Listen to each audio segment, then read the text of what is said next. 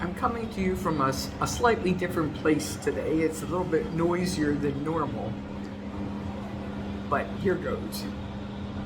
Today's gospel reading from Matthew 7, verse 21, we read, "Not everyone who says to me, 'Lord, Lord,' will enter the kingdom of heaven, but only the ones who do the will of my Father in heaven."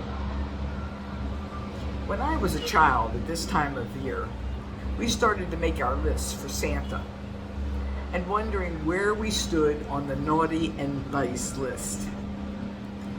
We probably all felt a little wobbly, and without being asked, we started being nicer to our siblings.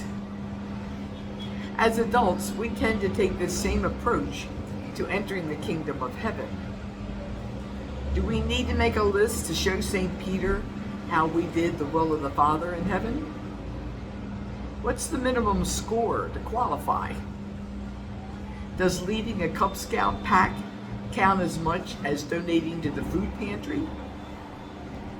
Even though we've been taught that we can't earn heaven, this seems almost counterintuitive to us, the former Santa Claus list makers at least.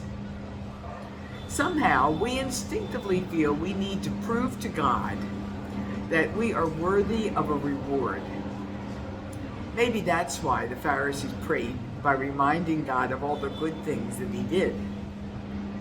It may help to remember that we are already members of the communion of saints, Christ's body in action.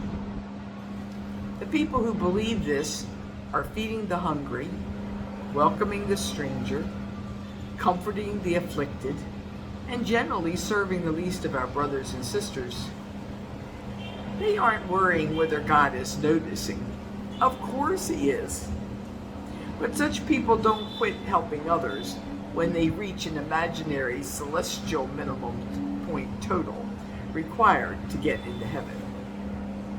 They aren't martyrs parading their sanctity. They are already, in a sense, living in the Father's house, because they have found their joy and meaning in life by doing his will. I know them, and so do you. They are the people that Jesus was talking about in today's gospel. No scorecard or list is needed.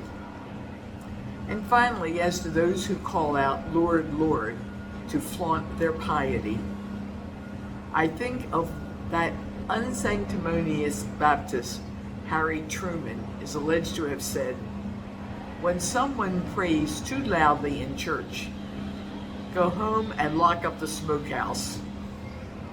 Amen.